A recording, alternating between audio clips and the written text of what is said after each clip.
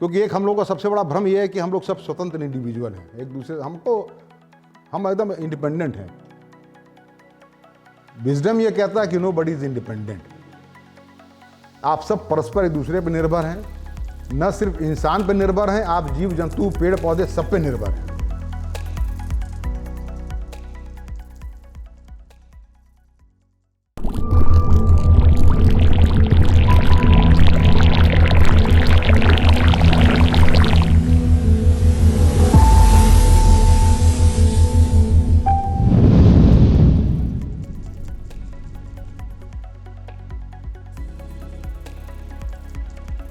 अपने हिंदू माइथोलॉजी में जाएं तो सूर्य सबसे बड़े देवता माने जाते हैं, सृष्टि के जनक माने जाते हैं।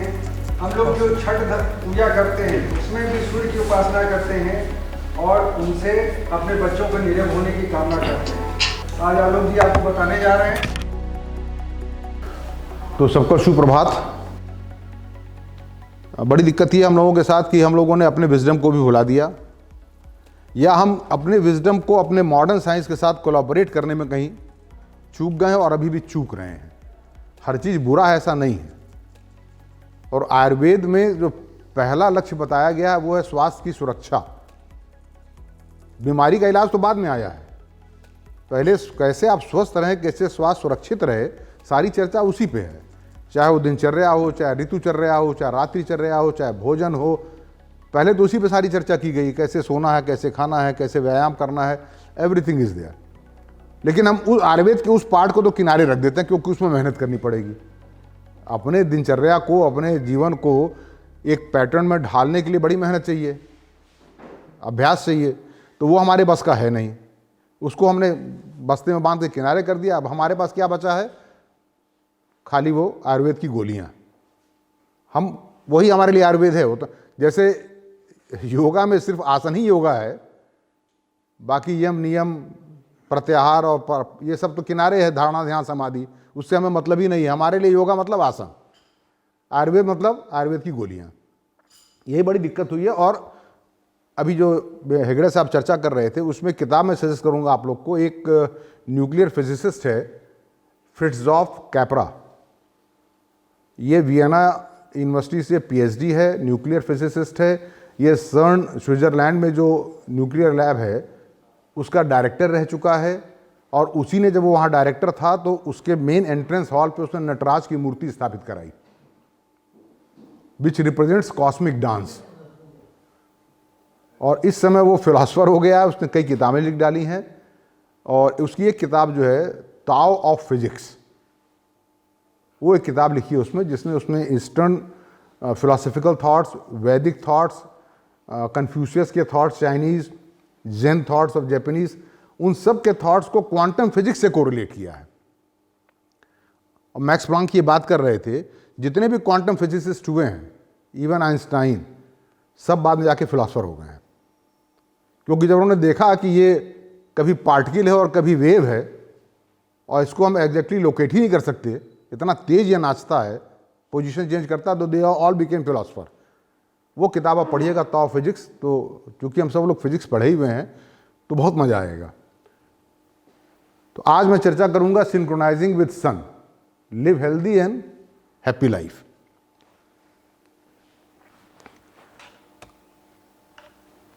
तो सबसे पहले हम बात करते हैं सूर्य नमस्कार से।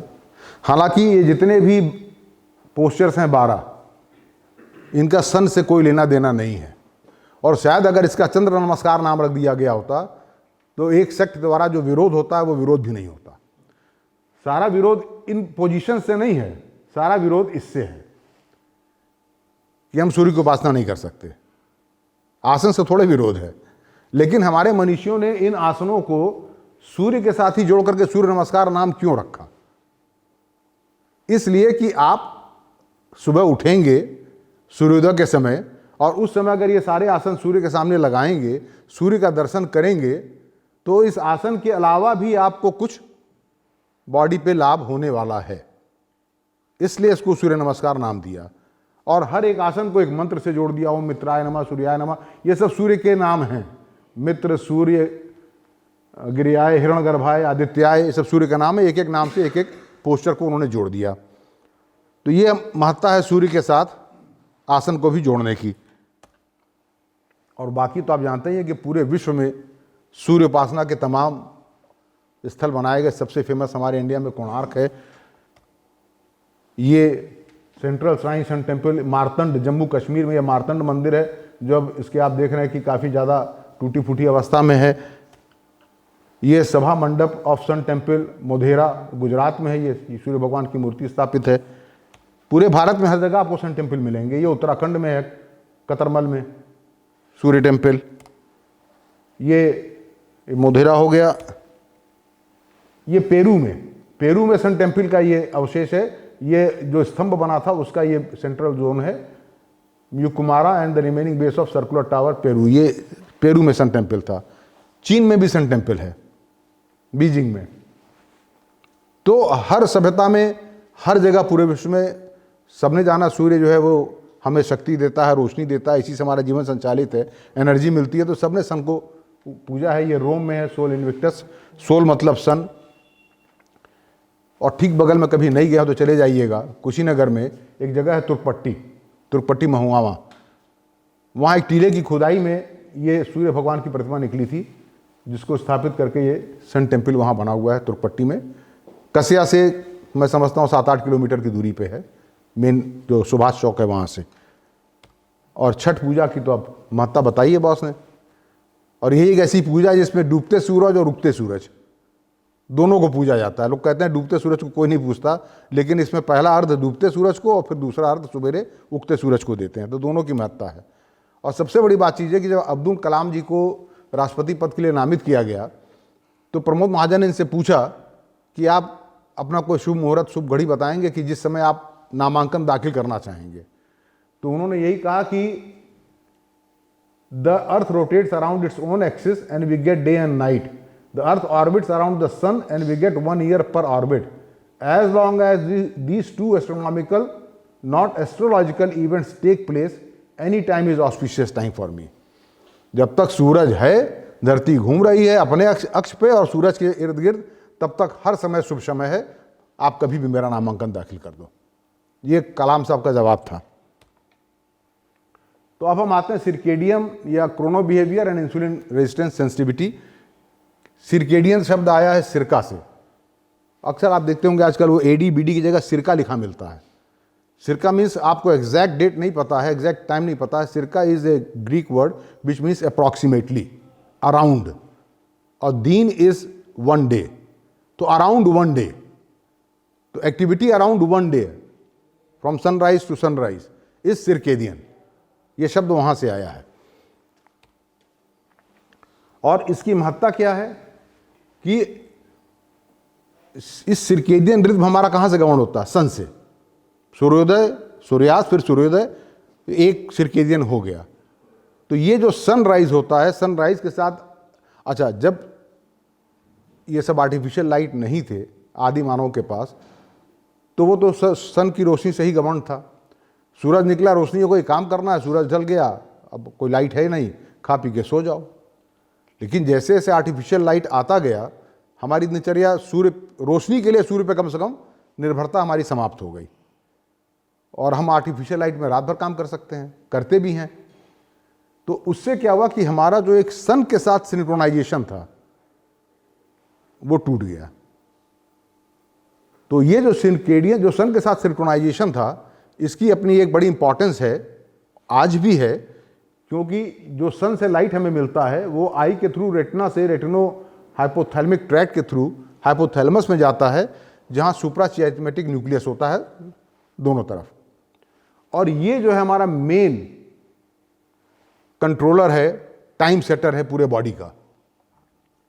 इसको जर्मन टर्म दिया गया है zeitgeber. Zeit means time and geber means setter, time setter, और जाइट गेबर। तो sun is the strongest zeitgeber, जो कि हमको रोज, अच्छा, ये जो biological clock, circadian clock body का है, इसको भी रोज सेट करना पड़ता है। घड़ी मिलानी पड़ती है सूरज के साथ, नहीं मिलाएंगे तो फिर डिसिंक्रोनाइजेशन हो जाएगा। बॉडी की घड़ी अलग चलेगी, सन की अलग चल रही है, हर ऑर्गन की अलग चलेगी। तो इसलिए इसको रोज सिंक्रोनाइज करना सूरज के साथ बहुत ज़रूरी होता है। और ये जो सिंक्रोनाइजेशन होता है ये फिर परकोलेट करता है to the whole body, each and every cell. जो अभी वो कह रहे थे हेगड़े साहब कि पूरा बॉडी एक है, सब ऑर्गन आपस में बात करते हैं, सेल्स आपस में बात करते हैं। ये हमने अपने सुविधा के लिए कार्डियोलॉजिस्ट अलग कर लिया है, नेफ्रोलॉजिस्ट अलग कर लिया है और न्यूरोलॉजिस्ट अलग हैं, लेकिन शरीर तो एक साथ ही काम कर रहा है। शरीर में कोई बंटवारा नहीं है, वो तो सिंक्रोनाइजेशन में सब एक दूसरे से बात कर रहे हैं, हर ऑर्गन एक दूसरे ऑर्गन से बात कर रहा है। There is organ cross talk, there is cell to cell cross talk. तो ये सिंक्रोनाइजेशन जो है ये organ to organ talk and cell to cell talk की वजह से होता है। दूसरा जो सबसे स्ट्रॉन्ग जाइट गिवर मैंने आपको बताया कि सन है, सनलाइट। जो दूसरे जाइट गिवर्स हैं जो कि क्यू देते हैं कि हमको टाइमिंग सेट करनी है, वो एक तो है हमारा स्लीप वेक बिहेवियर। अगर हमारे सोने और जगने का टाइम एक नियमित है तो ये भी एक एंट्रेनमेंट है बॉडी सेल्स को कि अब सोने का टाइम है, अपने मेटाबॉलिक सिस्टम को शट डाउन करो, अब सोने का टाइम आ गया है। जगने का टाइम हो चुका है, अब अपने मेटाबॉलिक सिस्टम को एक्टिवेट करो, अब चीज़ें आएंगी, खाना पीना आएगा, एक्टिविटी होगी, you have to be active.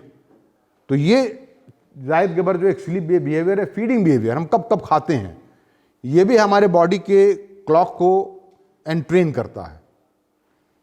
Autonomic nervous system, cortisol, melatonin जो रिलीज होता है हाइपोथैलेमस से, हाइपोथैलेमिक पिट्यूटरी एक्सिस के थ्रू, वो बॉडी टेम्परेचर, ये भी एक जाइड गिवर है। But the strongest zeitgeber is light operating through suprachiasmatic nucleus. और ये तो अब मैंने बता ही दिया कि थ्रू रेटिना जाता है, रेटिनो हाइपोथैलेमिक ट्रैक्ट के थ्रू। तो एक सुप्राचियास्मेटिक न्यूक्लियस है, ये भी एंट्रेन होगा फूड इंटेक से, लाइट से, बॉडी टेम्परेचर से, फिर मसल। अब मसल में अपने मसल का अपना एक क्लॉक चलता है, लीवर का अपना एक क्लॉक चलता है, गट का अपना एक क्लॉक है, वाइट एडिपोज टिश्यू के अपना क्लॉक है, ब्राउन एडिपोज टिश्यू का अपना क्लॉक है। तो these are known as peripheral clocks. Suprachiasmatic nucleus is the central clock, master clock. बाकी क्लॉक में पेरिफेरल क्लॉक है। तो पेरिफेरल क्लॉक जो है वो सेंट्रल क्लॉक से रीसेट होता रहता है, और सेंट्रल क्लॉक जो है ये सन से सेट होता है, मेन सेटर जो है। तो ये दोनों मिलकर के आपस में सिंक्रोनाइज वे में काम करते हैं, जिससे बॉडी का मेटाबॉलिक सिस्टम जो है वो एक सिंक्रोनाइज पैटर्न में 24 आवर्स में काम करे, तभी अच्छे रिजल्ट्स मिलेंगे, शरीर स्वस्थ रहेगा। तो ऐसा नहीं कि ज्ञान मॉडर्न साइंस में भी नहीं है। ज्ञान, हम लोग एविडेंस बेस्ड मेडिसिन को याद करते हैं, आयुर्वेद में विजडम है, लेकिन हमारे उन मनुष्यों के पास साइंटिफिक टूल्स नहीं थे, एक्सपेरिमेंटल टूल्स नहीं थे, इसलिए उन्होंने उसके बहुत स्ट्रांग एविडेंसेस नहीं प्रस्तुत किए, और इसी वजह से वेस्टर्न वर्ल्ड ने उसको किनारे कर दिया और हमको बताया ये सब बकवास है। लेकिन डे बाय डे जितने भी उसमें विजडम की बातें कही गई हैं, वो देर सवेर एविडेंस बेस्ड प्रूव हो रही है कि नहीं, वो जो विजडम दिया गया वो सही है। जब तक हमें मालूम नहीं है कि ये इसके पीछे क्या साइंस काम कर रहा है, तब तक उसको हम नकारते रहते हैं। तो सुप्राचियास्मेटिक न्यूक्लियस हमें बताया कि पैरासिम्पैथेटिक, सिंपैथेटिक। अब पैरासिम्पैथेटिक अगर आपका बढ़िया से काम कर रहा है, एक्टिवेटेड है, तो इंसुलिन सेंसिटिविटी आपकी इंप्रूव करती है और इंसुलिन सिक्रीशन भी इंप्रूव करता है। लेकिन अगर सिंपैथेटिक सिस्टम ज़्यादा एक्टिवेटेड है, आप एंग्शियस पर्सनालिटी के इंसान हैं, हमेशा टेंशन में रहते हैं, हमेशा किसी के साथ झगड़ा रहता है, आपका परिवार में नहीं निपती है आपकी, and you are always brooding, कुड़न रहती है दिमाग में, आपका सिंपैथेटिक सिस्टम हाइपर एक्टिवेट रहेगा। तो क्या होगा, इंसुलिन रेजिस्टेंस होगा, इंसुलिन सिक्रीशन भी कम हो जाएगा, ब्लड प्रेशर बढ़ जाएगा, टेकिकार्डिया रहेगा, सारी प्रॉब्लम्स होंगी। तो उसी तरह से ये पैरामेट्रिकल न्यूक्लियस, इसमें भी हाइपोथैलेमिक पिट्यूटरी एक्सिस है, सिंपैथेटिक नर्वस सिस्टम है। तो HB axis will act through cortisol, early morning surge होता है कॉर्टिसोल का, इसीलिए कायदे से कॉर्टिसोल एस्टिमेशन हमेशा अर्ली मॉर्निंग कराते हैं। क्यों? क्योंकि ओवरनाइट स्लीप के बाद जब आप उठ रहे हैं तो अब उस समय आपको एक पुश चाहिए एनर्जी का, क्योंकि अब आप रात भर सो गए, टूट फूट की मरम्मत हो गई, डेड सेल्स ऑटोफेगी में चले गए, आपका बॉडी साफ सफाई करके ठीक कर दिया गया। अब आपको काम करना है, तो काम करने के लिए अब यू नीड एनर्जी। तो एनर्जी के लिए आपको ग्लूकोज चाहिए। ग्लूकोज कहाँ से आएगा? अभी तो आपने कुछ खाया भी नहीं है, तो वो आएगा स्टोर्ड ग्लूकोज के सोर्स से, and the stored glucose is glycogen. Glycogen को कौन तोड़ेगा? ग्लूकागॉन। ग्लूकागॉन अपरेगुलेट कैसे होगा? कॉर्टिसोल से। जब भी आप स्टेरॉइड देते हैं तो शुगर भागता है, एक तो इंसुलिन रेजिस्टेंस क्रिएट करता है, दूसरा ग्लूकागॉन को अपरेगुलेट कर देता है। तो ग्रोथ हार्मोन और आपका ये कॉर्टिसोल, ये सब अर्ली मॉर्निंग सर्ज इसीलिए होता है जिससे कि आपको इमीडिएट एनर्जी मिले, फिर आप नाश्ता वास्ता करेंगे, आप बाहर से एनर्जी लेंगे, दिन भर काम करेंगे। तो इसी तरह से मैं इसमें और बहुत डिटेल में, अब मैं आ जाता हूँ गट क्लॉक पे। गट क्लॉक जो है ये ल्यूमेन है गट का। मैं मेन इसमें भी कार्बोहाइड्रेट मेटाबॉलिज्म की बात कर रहा हूं। अब गट क्लॉक कार्बोहाइड्रेट आपको पचाने के लिए, एब्जॉर्ब करने के लिए हमारे पास 3 पाथवे हैं। एक तो SGLT1 सोडियम ग्लूकोज को ट्रांसपोर्टर 1, और को ट्रांसपोर्टर 2 जो है मेनली नेफ्रॉन्स में होता है, जिसके लिए हमने एक ड्रग डेवलप कर लिया SGLT2 इनहिबिटर ड्रग्स, जो हम डायबिटीज में इस समय यूज कर रहे हैं, and it is now coming as a wonder drug. तो SGLT1 जो है ये ग्लूकोज को और गैलेक्टोज को अलॉन्ग विथ सोडियम ट्रांसपोर्ट करता है into the gut cell epithelium में, और फिर वो वहां से, और GLUT5 एक होता है पाथवे जिसके थ्रू फ्रक्टोज अंदर जाता है। सुक्रेज एंजाइम होता है ब्रश बॉर्डर पे which breaks the sucrose into monosaccharides. तो ये अगर ध्यान दीजिएगा तो ये जो चीज है ना SGLT1, यहीं से ORS का डेवलपमेंट हुआ। हाँ, ORS में नमक क्यों डालते हैं? खाली ग्लूकोज क्यों नहीं पिलाते? क्योंकि सोडियम के साथ ही ग्लूकोज जाएगा। That is why you add sodium in a particular concentration. उसके बाद ये गट में सेल में आ गया और फिर GLUT2 पाथवे के थ्रू ये ब्लड में चला जाएगा। But this whole system SGLT2, SGLT1 pathway, GLUT5 pathway, sucrase, ये सब हर वक्त एक्टिव नहीं रहते हैं। These are governed by gut clock mechanism. और ये जो आप देख रहे हैं डिफरेंट प्रोटीन्स हैं, clock protein, ARNTL protein, PER protein, CRY protein, ये सारे मॉलिक्यूलर प्रोटीन्स हैं जो कि ट्रांसलेशनल एक मिनट में पीछे वाले एक स्लाइड पे आपको मैं वो दिखा दूं। ये यहाँ the circadian rhythm in these clocks are generated by a molecular transcriptional translational feedback loop. तो ये ट्रांसक्रिप्शनल ट्रांसलेशनल जो फीडबैक लूप है, हर सेल के अंदर क्लॉक जीन है। वो क्लॉक जीन कब ऑन होगा और कब ऑफ होगा, ये इस पर डिपेंड करेगा कि आपने उसकी ट्रेनिंग कैसी की है with your behaviour in 24 hours. कब उठते हैं, कब सोते हैं, कब खाते हैं, कब नहीं खाते हैं, कब एक्सरसाइज करते हैं, कब नहीं करते हैं। ये सारी चीजें गट क्लॉक को एंट्रेन करती है कि उसको किस वक्त एक्टिव होना है और किस वक्त डॉर्मेंट हो जाना है, कब उसकी जरूरत पड़ने वाली है, कब नहीं पड़ने वाली है। तो इसीलिए अगर आप एक प्रॉपर टाइम पे फीड लेते हैं रोज, तो आपने ट्रेन कर रखा अपने गट क्लॉक को, वो उसी समय एक्टिव रहेगा।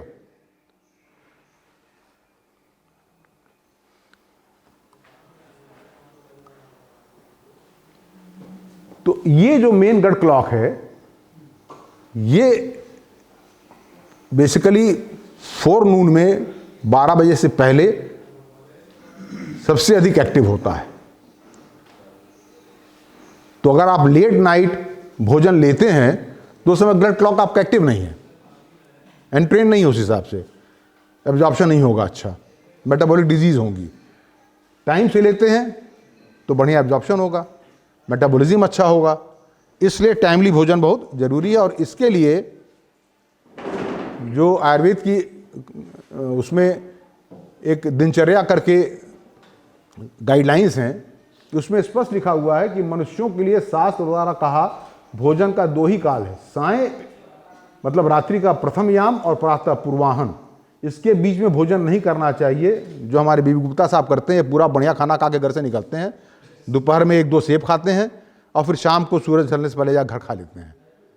इन्होंने ट्रेन कर रखा अपने गट को, ये घर से खाना खा के चलते हैं, यहाँ भी ब्रेकफास्ट भी नहीं करेंगे। नहीं, ये शुरू से इसकी आदत है। अगर मैं गलत कह रहा हूँ बताओ बेबी? हाँ, लेकिन सवेरे वाला आपका है, आप खा के चलते हैं ये। तो जैसे अग्निहोत्र मतलब हवन प्रातः एवं साय किया जाता है, वैसे भोजन भी एक तरह से शरीर को आप हवन डाल रहे हैं, सामग्री डाल रहे हैं ताकि वो चले। तो कुछ समय डालेंगे। आप हवन में ही देख लीजिए ना, अगर अग्नि प्रज्वलित नहीं है और डाल दीजिए मटेरियल तो खाली धुआं होगा, खांसी आएगी, धुआं होगा, लोग कमरे से बाहर जाने लगेंगे, अग्नि प्रज्वलित अगर नहीं है तो अगर जठराग्नि प्रज्वलित नहीं है और उस समय आप भोजन डाल रहे हैं, गैस होता है, डकार आता है, अफारा होता है, यही सब परेशानी होती है और क्या होता है। और प्रॉपर भूख लगी है, अग्नि प्रज्वलित है तो भोजन ढंग से पचेगा। तो मुझे जो लगता है जो जठराग्नि की बात की गई, जो टर्म यूज किया गया है, शायद ये वही SGLT1 GLUT2 ये सब चीजें जो पाथवे हैं, संभवतः यही जठराग्नि है। ये कब प्रज्वलित रहेगी? जब प्रज्वलित रहेगी तब भोजन करो। मॉडर्न साइंस में जठराग्नि आप इन्हीं को कह सकते हैं, मैं जो कोरिलेट करता हूं। नहीं प्रज्वलित है तो भोजन ना करो। तो शास्त्रों में कहा गया कि सूर्योदय के 3 घंटे के अंदर, एक याम मतलब एक प्रहर 3 घंटे का होता है, 6 प्रहर होते हैं टोटल, 8 प्रहर, 4 दिन के 4 रात के। तो सूर्योदय से 1 प्रहर के अंदर पहला भोजन और सूर्यास्त से 1 प्रहर के अंदर दूसरा भोजन। तो और यह भी कहा गया है, याम मध्य न भोक्तव्य याम युगम न लघते याम मध्य रसोदेवगो युग में अतीते बल क्षय। यानी कि न्यूनतम 1 प्रहर के भीतर भोजन नहीं करना चाहिए। मतलब आपने अगर एक भोजन ले लिया है तो फिर 3 घंटे के अंदर भोजन ना करें, क्योंकि पुराना जो आपका भोजन अभी वही पच रहा है। और 2 प्रहर का, दोपहर मतलब 2 प्रहर, तो 12 बजे 2 प्रहर हो जाता है, इसीलिए उसको दोपहर कहा गया है। 6 घंटे का लंघन भी ना करें, नहीं तो बल का क्षय होगा। यह शास्त्र में कहा गया है और आप देखिए तो साइंटिफिकली भी ये सही लगता है। मसल क्लॉक न तो अधिकतम दोपहर का लंघन करना चाहिए, क्योंकि 1 प्रहर के अंदर पूर्व भोजन का के रस का उद्वेग रहता है, अभी वो पची रहा है, एसिमिलेट हो रहा है, और दोपहर बिना भोजन बीतने पे बल क्षीण होता है।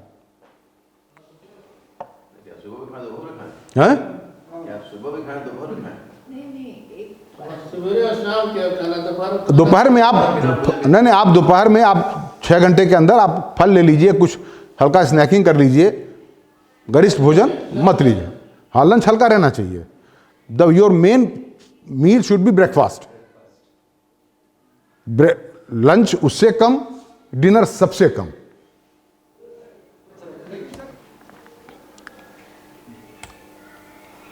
क्या हो गया? हाँ, अब हम आते हैं मसल क्लॉक। हमारे मसल में भी क्लॉक है, तो ये भी हम कब कब एक्सरसाइज करते हैं, कब हम मसल एक्टिविटी करते हैं, उससे इसकी ट्रेनिंग होती है। और सुप्राचैटमेंट न्यूक्लियस से तो वो बार बार रीसेट होता ही रहता है। और आप देखेंगे कि वो सेम प्रोटीन्स जो हैं, वो ये जो ट्रांसलेशनल फीडबैक लूप के प्रोटीन्स हैं, वो वही हैं, वो हर जगह हैं। जैसे वो कह रहे थे ना कि एक दिमाग का सेल निकाल लो, एक हार्ट का जीनोम एक ही होगा, सेम चीज़ है। बिल्कुल सही बात कह रहे थे वो। लेकिन हर ऑर्गन को अलग अलग तरह से काम करने के लिए ट्रेनिंग दी गई है। हम आप सब ह्यूमन बीइंग हैं, कोई न्यूरोलॉजिस्ट है, कोई पैथोलॉजिस्ट है, कोई फिजिशियन है, कोई पीडियाट्रिशियन है, ट्रेनिंग अलग अलग है, सब तो हैं ह्यूमन बीइंग ही। तो इसमें भी मसल क्लॉक में भी क्या है कि माइटोकॉन्ड्रिया कब एक्टिवेट होगा, और हर मसल के ऊपर GLUT4 ग्लूकोज ट्रांसपोर्टर होता है, जिसके थ्रू जो ब्लड में ग्लूकोज है वो मसल में आएगा, मेटाबोलाइज होगा माइटोकॉन्ड्रिया में, ATP जनरेट होगा, एनर्जी मिलेगी, मसल काम करेगा।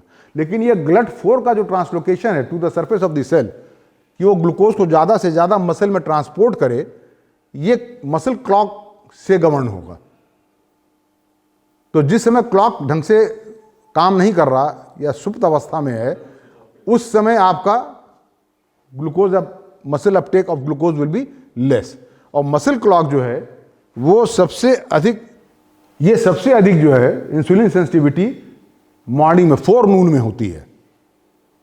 मसल क्लॉक भी जो है वो सबसे अधिक, उसका जो क्लॉक है वो एक्टिवेट रहता है 4 नून में। तो 4 नून में मसल क्लॉक भी एक्टिवेटेड है, गट क्लॉक भी एक्टिवेटेड है। तो आपने भोजन लिया, वो एसिमिलेट हुआ, जो ग्लूकोज गया ब्लड में वो भी मसल में आसानी से चला जाएगा। तो अगर फोर नून पीरियड में अगर आप व्यायाम करते हैं तो your muscle uptake of glucose will be much better, your glycaemic control भी मच बेटर। आप डायबिटिक हो या नॉन डायबिटिक हो, उससे मतलब नहीं है। इसमें एक हेल्दी इंडिविजुअल की बात हो रही है जिसको उसको डायबिटीज ना हो। तो भोजन, एक्सरसाइज, इसलिए लेट इवनिंग एक्सरसाइज अवॉइड करना चाहिए। अगर संभव है तो आपके पास टाइम है तो फोर नून कीजिए, नहीं है तो कभी भी कर लीजिए। फिर ना करने से तो अच्छा शाम को ही कर लो एक्सरसाइज जो है। हाँ, क्योंकि muscle clock is more active during the morning hours. नहीं तो फिर शाम को क्या टाइम करना चाहिए? शाम को सोने से पहले मतलब हैवी मील नहीं होना चाहिए, पेट खाली रहना चाहिए, उस समय आप करिए। अब वाइट एडिपोज टिश्यू मेनली वो एडिपोज टिश्यू है जहां की जाकर के फैट इकट्ठा होता है। Visceral adipose tissue is white adipose tissue. Subcutaneous भी है। सबक्यूटेनियस में बेसिकली जो इंट्रास्कैपुलर रीजन के बीच में फैट होता है, that is mostly brown fat, and brown fat is a very active fat that Burns calories. लेकिन ब्राउन फैट लोगों में कम होता है, वाइट फैट ज़्यादा जमा होता है। जो भी एक्सेस कैलोरी आपकी बची वो वाइट फैट के खाते में जमा हो गई। तो ये भी जो है white adipose tissue clock is regulated by suprachiasmatic nucleus and food intake. कब आप खा रहे हो उससे रिकमेंड करेगा। तो peak insulin sensitivity in the noon, तो उस समय जो आपके पास एक्स्ट्रा फैट बचा है वो भी वाइट एडिपोज टिश्यू में जा करके डिपॉजिट होगा। तो आपका फ्री फैटी एसिड लेवल नीचे रहेगा। अगर वाइट एडिपोज टिश्यू में नहीं जाकर डिपॉजिट हो रहा है या वाइट एडिपोज टिश्यू में एक्सेस जमा हो गया है, अब उसकी कैपेसिटी के बाहर है, तो भी वो स्पिल ओवर होगा। आप चाहे कभी भी खाओ, क्योंकि एक्स्ट्रा वो अब स्टोर कर ही नहीं सकता, तो क्या होगा, स्पिल ओवर हो जाएगा। And that spill over is in the form of free fatty acid. फिर ये फ्री फैटी एसिड जाएगा लिवर में, लिवर में जाके क्या करेगा, फैटी लिवर। उसके बाद डी नोवो कोलेस्ट्रॉल सिंथेसिस बढ़ा देगा, VLDL की सिंथेसिस बढ़ाएगा, LDL की सिंथेसिस बढ़ा देगा, और हिपेटोसाइट्स में इंसुलिन रेजिस्टेंस क्रिएट करेगा। तो हिपैटिक ग्लूकोज आउटपुट भी आपका बढ़ जाएगा, तो फास्टिंग हाइपरग्लाइसीमिया रहने लगेगा, पोस्ट पेरेंडियल हाइपरग्लाइसीमिया रहने लगेगा। तो वाइट एडिपोज टिश्यू में भी जो है इतना मत खाइए कि एक्सेस होने लगे और उसकी स्टोरेज क्षमता से बाहर हो जाए। तो you have to take restricted calories as per your calorie expenditure, ये बहुत ज़रूरी है। लेकिन अगर आप सुबह खाते हैं तो जो भी आपका कुछ बचता है वो वाइट एडिपोज टिश्यू में स्टोर हो जाएगा, वो स्पिल ओवर होकर के ब्लड में as a free fatty acid नहीं आएगा। अब ये सब कुछ आर्टिकल्स हैं, evidence for circadian rhythm of insulin sensitivity in patients with, जिसको हम टाइप 2 कहते हैं, caused by cyclic changes in hepatic glucose production. तमाम रिसर्च पेपर्स पब्लिश हुए हैं। ये हेपेटिक, इसी तरह से हेपेटिक क्लॉक भी है। तो इसमें मैंने आपको बताया कि ये जो लिवर सेल है, ये इसमें भी, ये भी टाइमली इसका भी क्लॉक एक्टिवेट होता है और शट डाउन होता है। फोरनून में ज़्यादा एक्टिव होता है। पैनक्रियाटिक क्लॉक है, तो पैनक्रियाज में भी मॉर्निंग आवर्स में क्लॉक ज़्यादा एक्टिव है, इंसुलिन ज़्यादा रिलीज होगा, बीटा सेल सेंसिटिविटी ज़्यादा रहेगी, जो ग्लूकोज अपटेक है बीटा सेल के द्वारा वो ज़्यादा होगा। जब ग्लूकोज अंदर आएगा तो it will cause release of insulin. और अगर आपका ये क्लॉक डिस्टर्ब्ड है तो पता लगा ग्लूकोज तो है सर्कुलेशन में, लेकिन पैनक्रियाटिक बीटा सेल्स उसको अपटेक कर ही नहीं पा रहे हैं। जब अपटेक नहीं कर पा रहे हैं तो इंसुलिन भी रिलीज नहीं हो रहा है, क्योंकि insulin is release in relation to the glucose uptake taken by the pancreatic beta cell। तो इस तरह से आप देखेंगे कि ये सर्केडियन डिसरप्शन है। हर चीज, एक्सरसाइज का अलग वेव चल रहा है, स्लीप वेक पैटर्न का अलग वेव चल रहा है, फूड का अपना एक अलग पैटर्न है, कोई चीज सिंक्रोनाइज नहीं है जीवन में। हमको क्या करना है कि इन सारे एक्टिविटीज को, हमारा उठने जगने का समय, खाने का टाइम, मस्कुलर एक्टिविटी का टाइम, ये सब चीजें अगर हम सिंक्रोनाइज्ड वे में अपने जीवन में ढालें, linked with the sun, sunrise के साथ हम उठें, सनसेट के साथ सो जाएं, रात 11 बजे टीवी देख करके खाना खा के 12-1 बजे तक ना सोएं, तो चीज़ें अपने आप जब रेगुलेट होने लगेंगी तो आपका बॉडी का मेटाबॉलिक सिस्टम अपने आप एक पैटर्न पे आ जाएगा। लेकिन ह्यूमन बीइंग ये करना नहीं चाहता, वो हर चीज़ के लिए दवा चाहता है। उसको गोली चाहिए, आप डॉक्टर हैं, दवा दीजिए हमको। तो उसके लिए दवाओं पे भी काम चल रहा है। ये जितने ये ट्रांसक्रिप्शनल फीडबैक लूप के प्रोटीन्स निकाले गए हैं, इनके ऊपर अब काम चल रहा है कि इनमें से कोई प्रोटीन ऐसा हो जिसको कि अगर हम इंजेक्टेबल दे दें या खिला दें रोज तो हमारा पूरा क्लॉक सिस्टम सिंक्रोनाइज हो जाए। आदमी खुद कुछ नहीं करना चाहता, काम चल रहा है, उसको रिसर्च पेपर्स चल रहे हैं सब तमाम, और देर से देर आज नहीं तो कल कोई मॉलिक्यूल आ भी जाएगा, लेने वाले लेंगे भी। कहते हम 2 ही बजे सुतेंगे, सुबह हम 12 बजे सुत के उठेंगे, लेकिन इंजेक्शन लगा लेंगे, हमारा सिस्टम रेगुलेटेड रहेगा। तो insulin increased glucose Uptake mainly during day time, suppresses adipose tissue lipolysis, suppresses glycogenolysis and gluconeogenesis and de novo lipogenesis and VLDL production। अगर आपका सिंक्रोनाइजेशन साइकिल से या आपका सर्केडियन रिदम एक सिंक्रोनाइज पैटर्न में, D novo मतलब एक तो आप जो फैट खा रहे हैं वो जब एब्जॉर्ब होके जा रहा है, वो फैटी एसिड्स, वो काइलोमाइक्रॉन्स अलग हैं, और डी नोवो मतलब लीवर भी सिंथेसाइज करता है कोलेस्ट्रॉल को और VLDL पार्टिकल्स को। De novo they are in the liver, और ये सिंथेसिस जो है डी नोवो वाला लिवर में, इसका अपना क्लॉक है। तो ये सिंथेसिस का जो पार्ट है डी नोवो सिंथेसिस, ये सबसे अधिक अपरेगुलेट रहता है नाइट में। इसीलिए जितने भी स्टेटिन दवाएं दी जाती हैं वो कहा जाता है रात को लो, उसको इसीलिए रात में लेना चाहिए, जिससे कि रात का ये जो इसका क्लॉक है फैट सिंथेसाइज करने का, कोलेस्ट्रॉल पार्टिकल सिंथेसाइज करने का, लिपिड पार्टिकल सिंथेसाइज करने का, उसको वो रोक सके। इसलिए कभी भी स्टेटिन सुबह नहीं लेना जाता है, रात में ही दिया जाता है। This is the basis. तो ये many animal model studies with altered sleep, altered food timings have been done to show that chrono disruption leads to insulin resistance, obesity and dyslipidaemia. तो ये जो ओबेसिटी का बूम आ रहा है, insulin resistance का बूम आ रहा है, डायबिटीज़ का बूम आ रहा है, ये जो हमारा लाइफ स्टाइल चेंज हुआ, न सोने का समय है, न जगने का समय है, न खाने का कोई निश्चित समय है, ये सब उसी की देन है। And many human studies on shift workers, अब मजबूरी है, अब जीना भी है, उसके लिए पैसा चाहिए, पैसे के लिए कॉल सेंटर में काम करना, कॉल सेंटर में रात ही में काम होता है, अब क्या करेगा आदमी? तो फिर वो उसके जो आफ्टर इफेक्ट्स हैं वो झेल रहा है। ब्लू लाइट पे थोड़ी सी बात कर लेते हैं। Blue light is a double एज sword. Blue light ultraviolet light का ही एक पार्ट है। तो इसमें भी क्या है कि blue light is needed for good health, और जो सुबह का सूरज निकलता है उस समय वो ब्लू लाइट काफ़ी अच्छी आती है। उस अल्ट्रावायलेट रे उस समय जो आते हैं उसमें ब्लू लाइट काफ़ी अच्छा होता है, और जब आप उससे डेली ब्लू लाइट से कन्फ्रंट होते हैं, सूर्य नमस्कार करते हैं या सूर्य को जल देते हैं, हमारे सूर्य को जल देने की भी परंपरा है, तो जब आप सूर्य को जल दे रहे हैं, सूर्य को देख रहे हैं ना, तो ब्लू लाइट का एक्सपोजर हुआ, रेटिना तक गया ब्लू लाइट, सुप्राचैम्बरियन ग्लूयस रीसेट हुआ। तो ये जो सर्केडियन रिदम है उसको रेगुलेट करता है blue light. Alertness, cognitive function, mood, सबको इंप्रूव करता है। तो ये बहुत अच्छी चीज है। Too much exposure to blue light late at night, लेकिन डबल एज सोर्ड है। रात को अगर आपको ब्लू लाइट का एक्सपोजर बहुत ज्यादा हो रहा है तो ठीक उल्टा कर देगा सारा काम, घड़ी को उलट पलट देगा, तो फिर बीमारी आएगी। और रात में ब्लू लाइट कहां से मिलता है? ये एलईडी लाइट, लैपटॉप का स्क्रीन, मोबाइल का screen, these are very rich source for blue light emission. और आप सबके अब जितने भी लेटेस्ट मोबाइल आ रहे हैं सब में ब्लू लाइट फिल्टर का ऑप्शन होता है। कभी सेटिंग में जाके देखिएगा कि अगर आप रात को काम कर रहे हैं, या लैपटॉप में भी रहता है आज के नए वाले में कि आप ब्लू लाइट फिल्टर ऑन कर लीजिए, तो ब्लू लाइट को फिल्टर कर देगा, जिससे कि ब्लू लाइट का एक्सपोजर रात को ना हो, सिर्फ लाइट रहे, ब्लू लाइट ना रहे। उसी तरह से अब आप तमाम चश्मे वालों का विज्ञापन देख रहे होंगे, लेंस कार्ड से लेकर के क्रिजाल, टाइटन, कि वो ब्लू रे कट या ब्लू लाइट कट लेंसेज बना रहे हैं।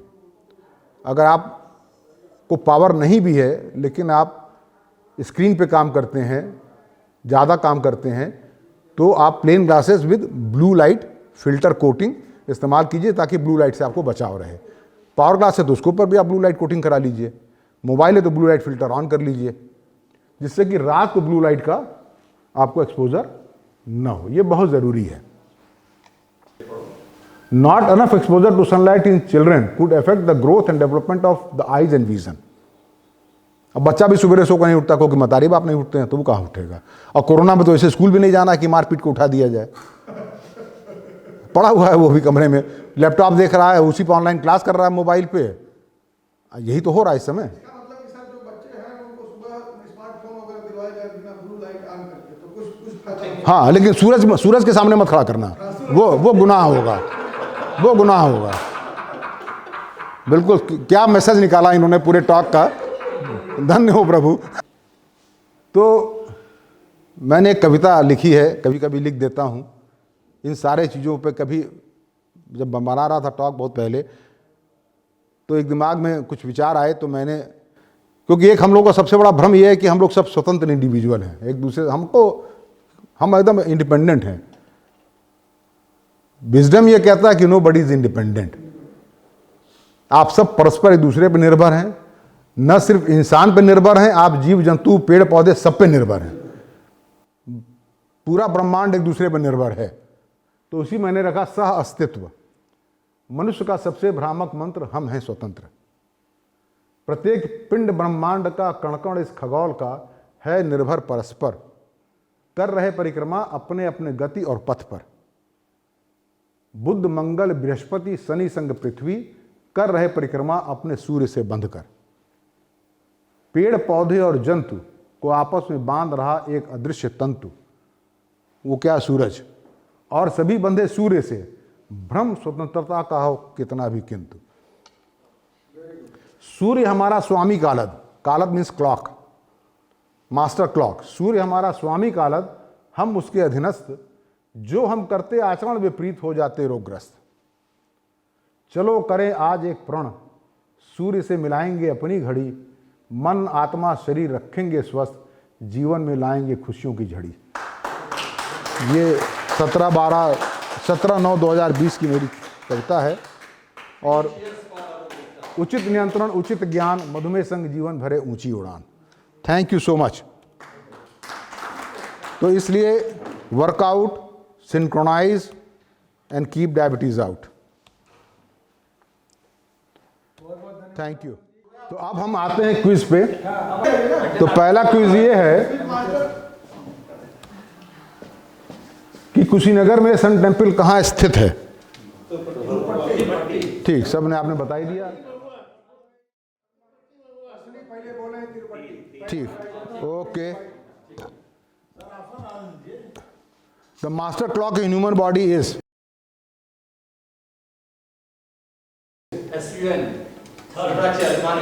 गुड। बीबी गुप्ता, दूसरा नाम B B Gupta. Very good.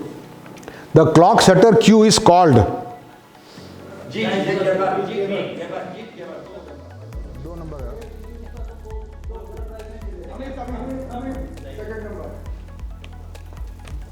Blue light exposure is good for circadian rhythm in good. Nobel Prize for Zayed Geber protein was given for